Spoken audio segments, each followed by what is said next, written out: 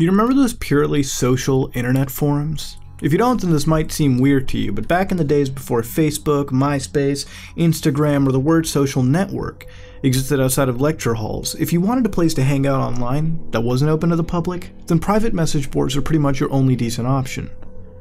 So the story goes, in the early 90s, me and my old college buddies, we split the cost of the servers, got together, and I made us a private forum. And you can guess what happens next. The year goes on, and the forum gets a fair amount of use. Memories were made, users come and go, but eventually better social tools did take over and the forum gets mothballed. The last conversation I had on the old forum was about 10 years ago. I kept the site up and running all these years for a few reasons. One was to have a place to test stuff, and ended up using the server as a tool to teach my kids how to use computers properly. You guessed it, I'm a network admin.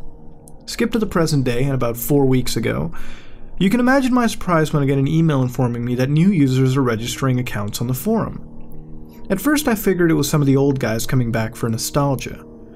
I mean, you won't find the site on Google and the URL isn't something you would just guess either. So I logged myself in and went to check out the new thread. The subject line was a series of numbers. 1088A7, 7BR286, 33PZ00.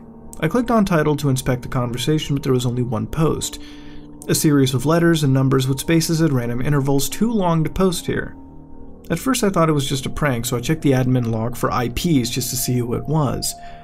Turns out my supposedly private forum had received 400 unique hits at the exact time of posting, from IP addresses all over the world.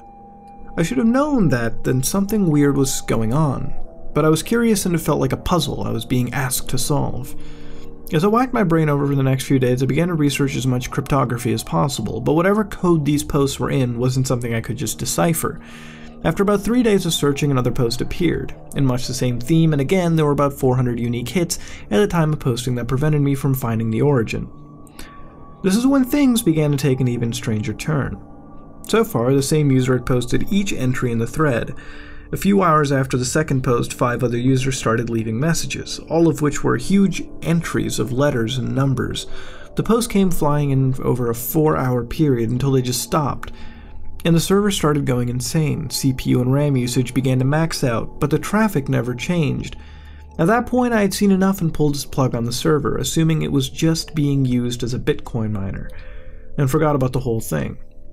The next day I got a text on my work phone. Turn on the server. I was more than a bit shaken, but I didn't do anything straight away as I was at work. A few hours after my lunch break, I was over and I got a Facebook message from my teenage son, which was unusual, so I checked it straight away. The message was a picture of his face from his laptop webcam along with our home address. If any of you have kids, you can imagine my calm and measured, hint it wasn't, reply. A few minutes later, my work phone started ringing with one of the support technicians' caller ID. But when I took the call, they weren't on the other end, and so to my surprise, it was the Stephen Hawking's voice speaking over to me on the line. The forum is being used for great things. Leave work, return to your family, and plug the server back in. You have 2 hours.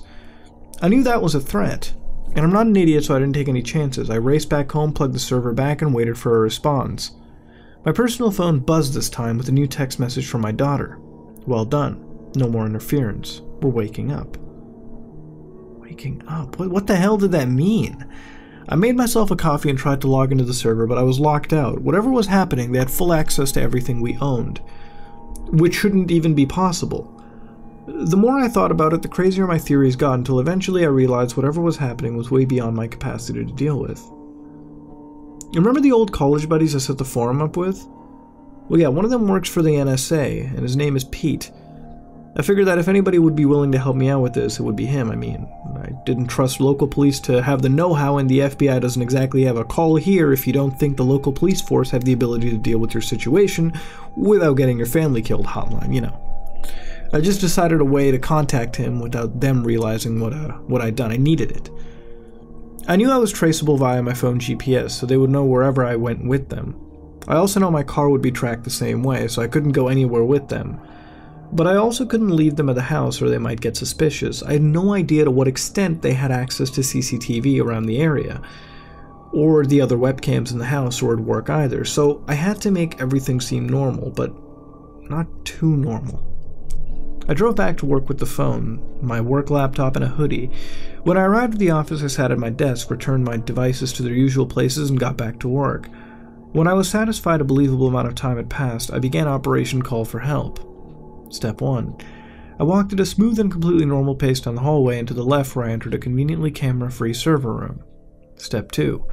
After entering the server room, I got changed into a hoodie and brought with me and limped out of the office. Hopefully with my head covered and my gait changed, they wouldn't recognize me through the outdated low-res Chinese cameras. Step 3.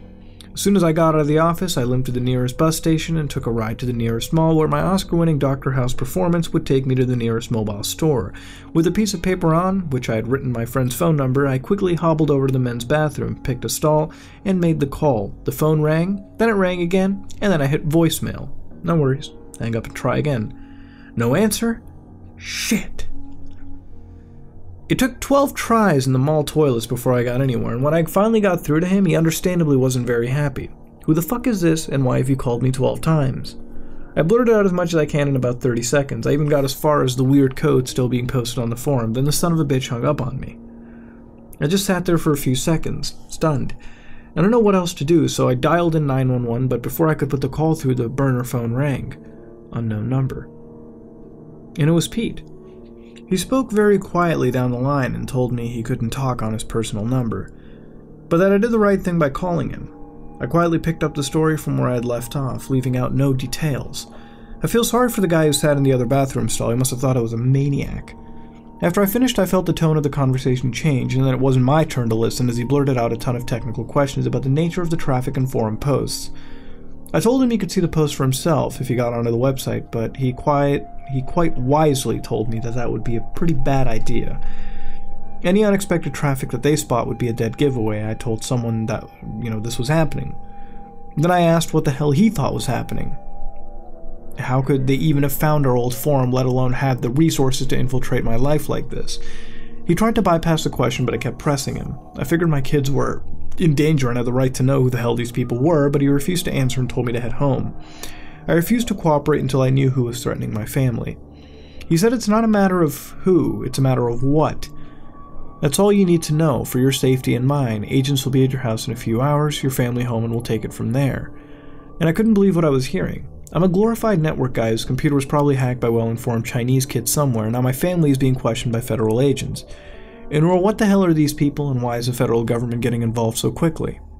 2 hours later, there was a knock at the door. Outside was a white guy in a crisp blue suit and tie, and to his right was a black guy in a tan getup.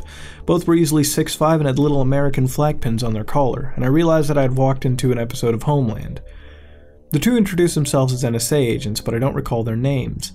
I asked for ID and they presented their cards. I even made a note of taking down their agent numbers from my own records. After we'd exchanged pleasantries, I had made sure everyone was on their way home to talk to the two men. I went into the kitchen to make coffee. When I came back into the living room, the agents had already begun tearing the place apart. They took every device they could get their hands on, laptops, home PCs, TVs, and managed to stuff them all into the back of their car. It felt more like a robbery than police work. When they had finished, they returned to the house and sat with me in the living room. They had asked me a lot of personal questions about who my family was and how long it would take them to arrive. More than anything, it made me feel like they were more concerned about getting us all in the same room than helping us. The low buzz of their phones put an end to the barrage of questions. Simultaneously, they pulled the devices out of their pockets and exchanged an exasperated look with one another before thanking me for my time and rushing out the door, taking thousands of dollars of my equipment and personal items with them. Great. 10 minutes later, there was another knock on my door. Pretty shaken by the strange intrusion, I didn't even answer the door at first, but after the second, more intense knocking, I go and open it. In front of me were two men and a woman. Average height, nothing notable other than the badges in their hands. Our exchange went something like this. Sir, Pete informed us of the situation. Is it okay with you? We'd like to begin. Didn't you guys just send some people? I'm sorry, sir, we're it. But what about the other two who just left? I have their badge numbers written down over here. The agents at the door looked pale as I explained what had happened. Then I went pale as they explained that those two men hadn't even been sent by the government at all. They left soon after they realized everything of value had been taken, but assured me they'd be working the case in the meantime, and I haven't heard anything back from them since. I've been trying to get in touch with my buddy for weeks after what the hell had happened and whether I was safe, but he never picked up, and eventually, the number was disconnected. I even made the drive to his house, and when I got there, it was for sale, and him and his family were gone. I thought the nightmare was over, but last week I was followed on my way to work. I think my family might be in danger, so since then I finished building a new server. I'm going to put the forum back up and see what happens. So far all know is that there is something or someone out there using computer resources that have the intelligence to outsmart the NSA and the feds. What worries me most is that no one I've spoken to has any idea exactly what it's up to. I put my story out there in the hopes that I'll be able to give an update when this is all over, but if I don't, then I hope someone out there finds us and it helps them. Be careful out there on the web.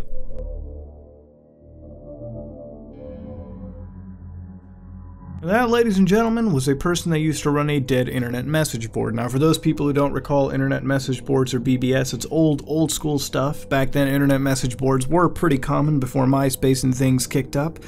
A lot of private message boards. I usually favored a lot of the video game side ones until everything started hitting a more modern, personal social network, I guess you could say, Facebook and the like, YouTube and whatnot. Before all this, there was that, and in that regards, it is pretty freaking realistic in how it's portrayed. Now, do many of these exist that aren't easily accessible on Google? Yeah, you know, a lot of these aren't, you know, really picked up by a spider. So the reality of any message board existing created by somebody could happen, and it's not difficult to make. Anybody could really make a message board nowadays. The actual you know, product that you can just like post up to an HTTP site, anyways, like a domain, it's all easily accessible. You could do it on your own if you really wanted to.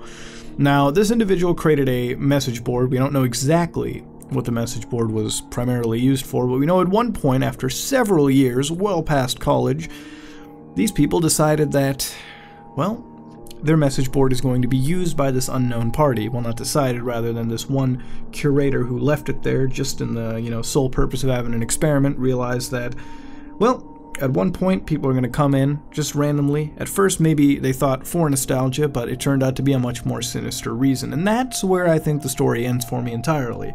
See, I'm all for these conspiracy-type stories. I love these Reddit-esque stories where you get them on No Sleep, where a lot of people really get into the personal side of detailing, you know, the creepy aspects of their life. One of the best ones we've read is about the dead girlfriend that messages on Facebook, which was very well handled. Over here, it's more as if we're getting this spooky conspiracy, but we never really get much out of it. It's more so just, this is something spooky that's happening. We got a spooky society that's following you around, and that's about it. You know, you have a person where a lot of resources are being used to put to track down and understand and really stalk this individual that isn't really special to begin with. They run an old server, and that's about it, an old message board server. We never really get a proper explanation as to why a message board server would be used, why exactly having 400 unique hits at that time is really something massive enough to worry about. And if the society is huge, why can't they make their own server? And that's about it. You know, place it somewhere else. They clearly have the resources to stalk the man, and that's about it. They have all the resources anyway. Why the hell would you follow this dude around? And then I think what kind of kills it for me too is that when they introduced the NSA and the FBI thing, I mean, it's not shitposter territory, but you know, it gets to some Mission Impossible level level segments where you can't help but to connect your palm to your face. It's one of those type stories.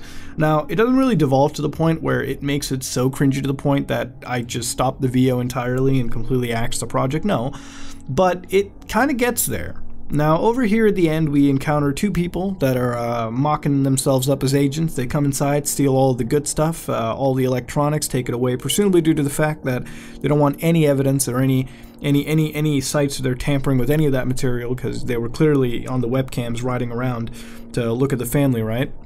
And when the actual agents show up, much later, about 10-20 minutes later, they realize, well, we screwed up royally. And that's where it sort of ends. You know, the story is okay, but I think what kills it is the fact that I always say you gotta take your time with detailing what these stories are about. You gotta take your time. You have to talk about these stories appropriately, okay?